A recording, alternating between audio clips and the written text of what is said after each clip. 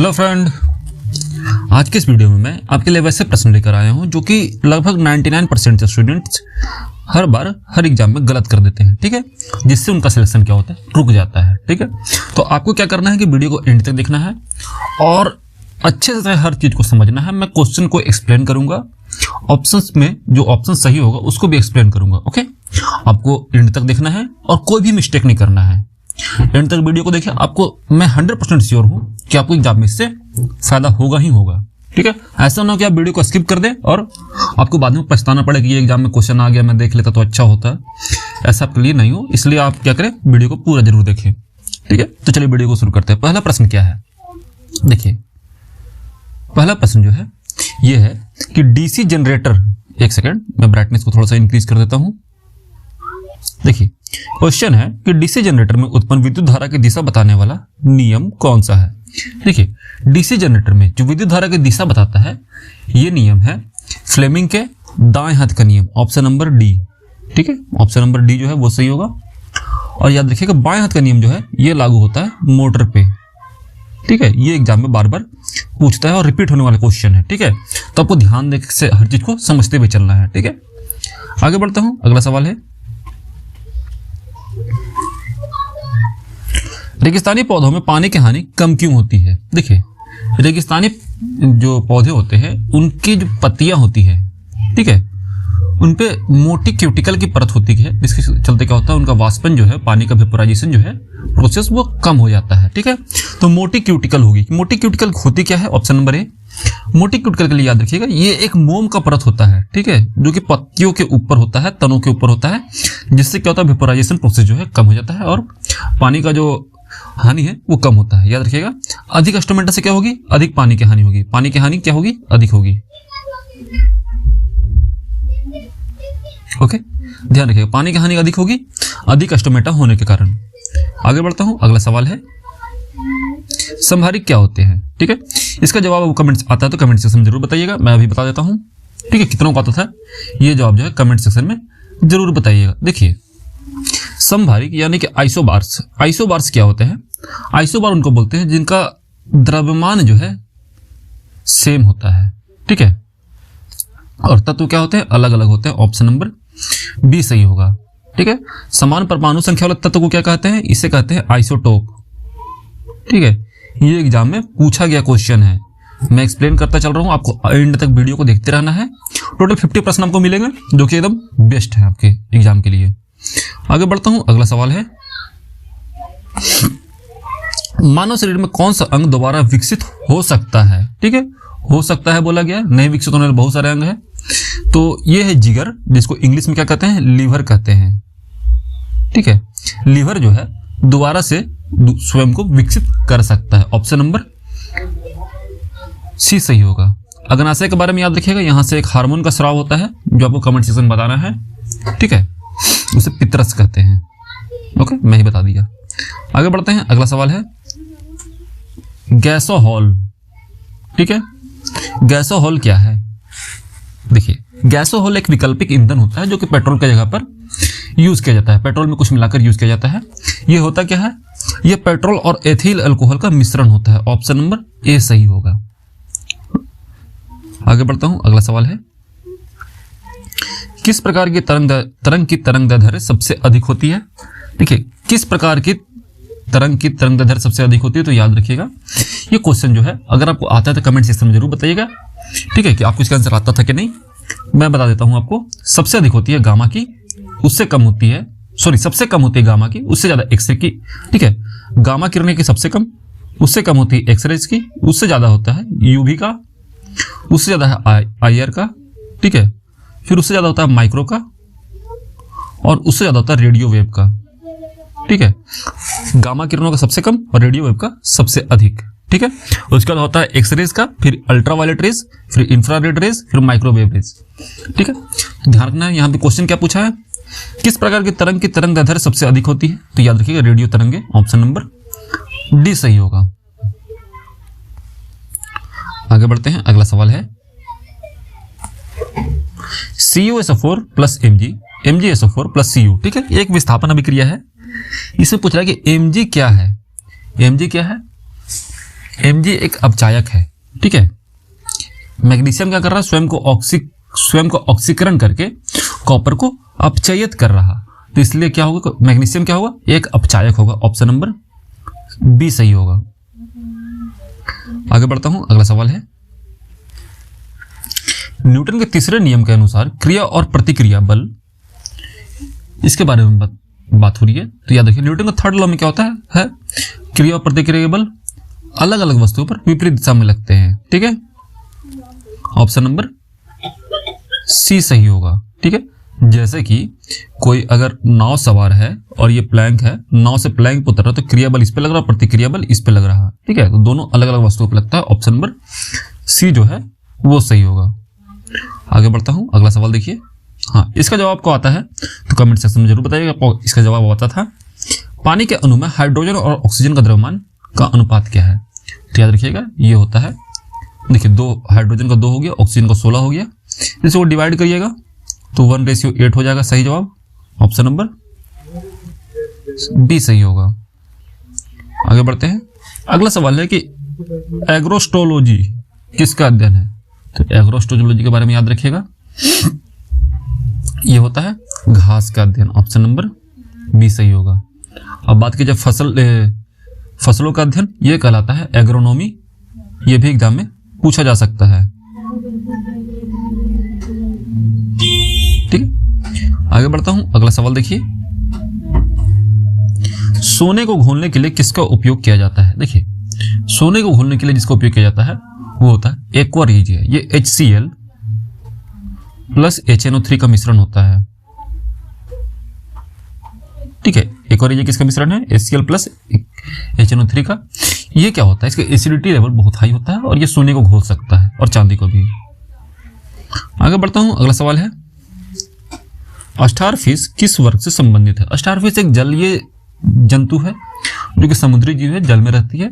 इसका जो संबंध है वो है इकाइनोडर्मेटा वर्ग से। ऑप्शन नंबर सी सही होगा। आगे बढ़ता हूं, अगला सवाल है, त्वचा द्वारा श्वसन किसमें होता है। देखिए, त्वचा के द्वारा श्वसन जो है ये होता है केचुआ में, अर्थवॉर्म इसको बोलते हैं। ऑप्शन नंबर सी सही होगा। आगे बढ़ते हैं, अगला सवाल है, अनंत दूरी पर स्थित वस्तु का छोटा प्रतिबिंब कौन बनाता है। देखिए, जो वस्तु अनंत पर है उसका प्रतिबिंब अत्यधिक छोटा बनेगा, ये बनेगा अवतल दर्पण में। ऑप्शन नंबर बी सही होगा। आगे बढ़ते हैं, अगला सवाल है, किरचॉफ के नियम किस सिद्धांत पर आधारित है। देखिए, किरचॉफ्स लॉ जो है ये आधारित है आवेश और ऊर्जा संरक्षण पर। ऑप्शन नंबर बी सही होगा, सॉरी सी सही होगा। कौन सही होगा, सी सही होगा। आगे बढ़ता हूं, अगला सवाल देखिए,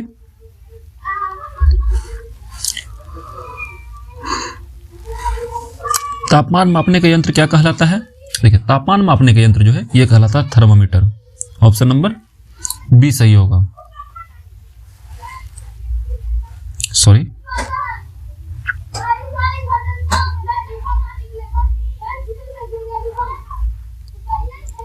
अगला है, प्रोपीन का रासायनिक सूत्र क्या है। प्रोपीन किससे संबंधित है, एल्कीन ग्रुप का है, ठीक है। एल्कीन जो होता है वैसे प्रोपीन होता है, तो प्रोपीन के लिए 3 कार्बन परमाणु चाहिए, ठीक है। इसका फॉर्मूला जो होता है, सामान्य सूत्र होता है वो CnH2n होता है, यानी कि मिथ इथ प्रोप के लिए 3 कार्बन परमाणु, तो यहाँ पर 2 × 3 हो जाएगा, यानी कि C3H6। C3H6 कौन सा है, ऑप्शन नंबर बी है। आगे बढ़ता हूं, अगला सवाल देखिए, 4 समान प्रतिरोध समानांतर संयोजन में जुड़े हों तो कुल प्रतिरोध क्या होगा। कुल प्रतिरोध क्या होगा, सबसे कम होगा, जो सबसे कम होगा उससे भी कम होगा, ठीक है। चारों प्रतिरोधों को समान के हैं तो जो कुल प्रतिरोध निकल के आएगा वो घट जाएगा। ऑप्शन नंबर बी सही होगा, ठीक है। हाँ, जो प्रतिरोध जुड़ेगा समांतर क्रम में उसका देखिएगा 1 + R1 R2 + 1/R3 + 1/R4, ठीक है। अलग अलग रेजिस्टेंस है, अगर सब सेम है तो सबका R हो जाएगा, ठीक है। ये R/4 हो जाएगा। आगे बढ़ता हूं, अगला सवाल है कि किस जीव का शरीर 2 परतों से बना होता है। देखिए, किस जीव का शरीर 2 परतों से बना होता है, तो ये होता है हाइड्रा का। ऑप्शन नंबर सी सही होगा। आगे बढ़ते हैं, अगला सवाल है धातु ऑक्साइड और अम्ल की प्रक्रिया से क्या बनता है। देखिए धातु ऑक्साइड होगा और अम्ल के साथ रिएक्शन करेगा। धातु का ऑक्साइड का नेचर क्या होता है, ये क्षारीय नेचर का होता है, याद रखिएगा इसको, एग्जाम में कभी कोई पूछ देता है। तो क्षारीय नेचर का है और अम्ल के साथ अभिक्रिया कर रहा तो क्या बनाएगा, नमक और पानी बनाएगा, लवण और वाटर बनाएगा। ऑप्शन नंबर ए सही होगा। अगला है गुरुत्वाकर्षण बल किस पर निर्भर नहीं करता है, पूछा गया है, ध्यान दीजिएगा यहाँ पर नहीं पूछा गया है। तो नहीं किस पर निर्भर करता है, ये माध्यम पर निर्भर नहीं करता है। ऑप्शन नंबर सी सही होगा। अगला है फूल का कौन सा भाग प्रजनन में सहायक होता है। प्रजनन में कौन सा भाग सहायक होता है फूल का, तो याद रखिएगा ये होता है पुंकेसर और स्त्री केसर। ऑप्शन नंबर सी सही होगा। अगला है सूर्य का ताप मापने के लिए किस यंत्र का उपयोग होता है। तो सूर्य का ताप मापने के लिए किसका उपयोग करते हैं, ये करते हैं पायरोमीटर का। ऑप्शन नंबर बी सही होगा। देखिए ये बहुत इंपॉर्टेंट क्वेश्चन है, विद्युत धारा के एसआई इकाई क्या है, बार बार पूछ रहा है एग्जाम में, याद रखना आपको एम्पियर होती है।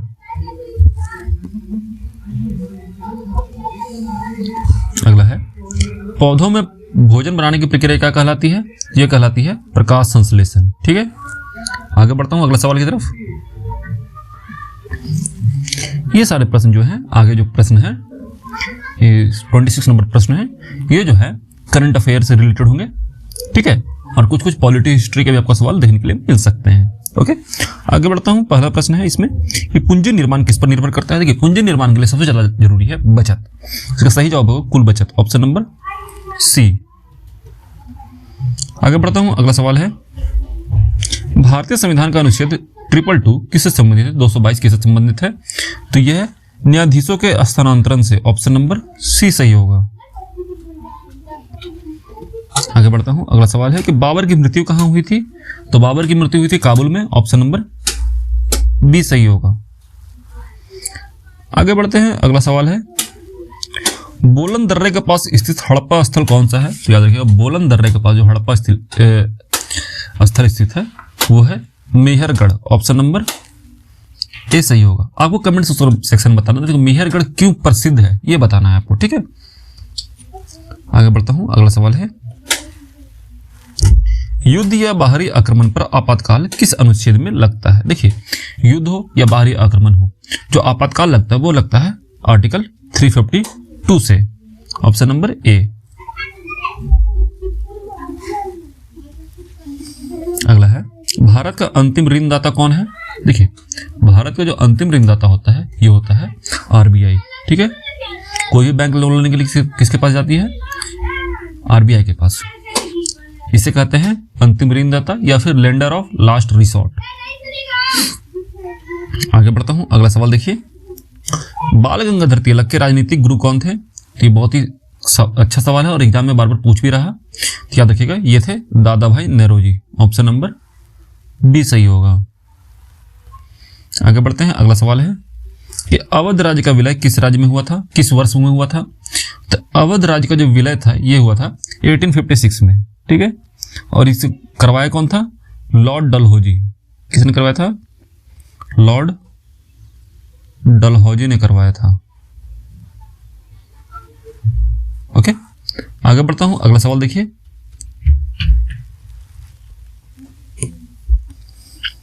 ये सवाल है कि फुलहर झील किस राज्य में है। तो याद रखिएगा फुलहर झील किस जिले में है, किस राज्य में है, यह है उत्तर प्रदेश में। ऑप्शन नंबर बी सही होगा। अगला सवाल है कि दिल्ली सल्तनत में भूमि कर क्या कहलाता था। दिल्ली सल्तनत में जो भूमि कर था उसे कहा जाता था खराज। ऑप्शन नंबर सी सही होगा। आगे बढ़ता हूं, अगला सवाल है नगर निगम का प्रमुख कौन होता है। तो नगर निगम का जो प्रमुख होता है उसे महापौर कहा जाता है। ऑप्शन नंबर सी सही होगा। इसे मेयर भी कहा जाता है। आगे बढ़ता हूं, अगला सवाल है 2011 की जनगणना के अनुसार सबसे कम जनसंख्या घनत्व वाला राज्य कौन सा है। देखिए सबसे कम जनसंख्या घनत्व वाले राज्य की बात हो रही है तो ये है अरुणाचल प्रदेश। 1 किलोमीटर स्क्वायर में लगभग 20% रहते हैं यहाँ पे। आगे बढ़ता हूँ, अगला सवाल है भारत कॉलिंग सम्मेलन 2025 कहाँ आयोजित हुआ। भारत कॉलिंग सम्मेलन जो है ये आयोजित हुआ था चंडीगढ़ में। ऑप्शन नंबर बी सही होगा। इसमें इसका जो जनरली जो इसका मकसद था, जो उद्देश्य था, वो था वैश्विक निवेश के रूप में भारत को प्रस्तुत करना। ठीक है, आगे बढ़ता हूं। अगला सवाल है, अंतर्देशीय जलमार्ग प्राधिकरण का नया कार्यालय कहाँ खुला है? तो याद रखिएगा, अंतर्देशीय जलमार्ग प्राधिकरण यानी कि IWAI। ठीक है, इसका जो हेड ऑफिस है वो कहाँ खोला गया है, सॉरी नया कार्यालय यानी कि क्षेत्रीय कार्यालय कहाँ खोला गया है? ये खोला गया है पटना में। ऑप्शन नंबर ए सही होगा। आगे बढ़ते हैं। अगला सवाल है, भारत का अखिल भारतीय ट्रांसजेंडर सम्मेलन कहाँ हुआ? देखिए, भारत का जो अखिल भारतीय ट्रांसजेंडर सम्मेलन है ये हुआ है अजमेर में। इसका जो उद्देश्य था वो था अखिल भारतीय जो ट्रांसजेंडर सम्मेलन है उसमें सामाजिक समावेशन को बढ़ावा दिया गया है, यानी कि ट्रांसजेंडर ग्रुप को समाज में एक अच्छे स्तर पर ले जाने की बात हुई है। अगला सवाल है कि गांडीव किस प्रकार की मिसाइल है? गांडीव मिसाइल हाल में लॉन्च किया गया है। ये जो है हवा से हवा में मार करने वाली मिसाइल है। ऑप्शन नंबर ए सही होगा। अगला है, एनालेना बैरबॉक किस देश से संबंधित है? देखिए, एनालेना बैरबॉक जो है ये जर्मन की है और जर्मनी में क्या है? ये विदेश मंत्री है, फॉरेन मिनिस्टर है। आगे बढ़ता हूं। अगला सवाल है, महिला कबड्डी विश्व कप 2025 किस देश ने जीता? तो ये जीता गया है भारत के द्वारा। ऑप्शन नंबर ए सही होगा।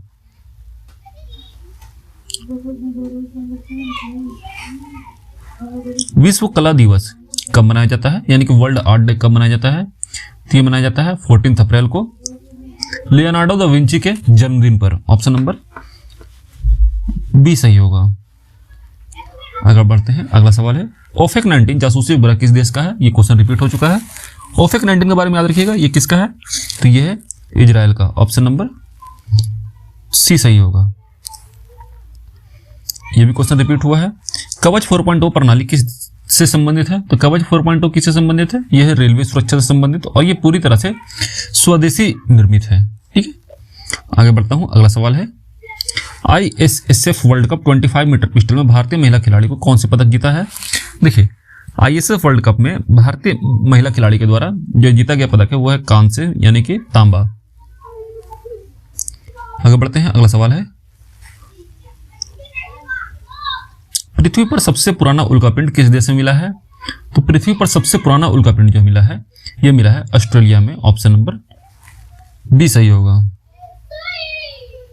अगला सवाल है, लेबनान के नए राष्ट्रपति कौन बने? ये 2025 का सवाल है, तो याद रखिएगा इसका सही जवाब होगा Joseph on. Option number A.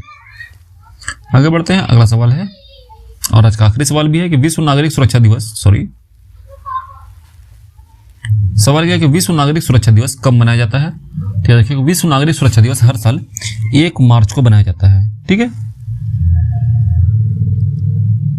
Friend, आज की वीडियो में इतना ही।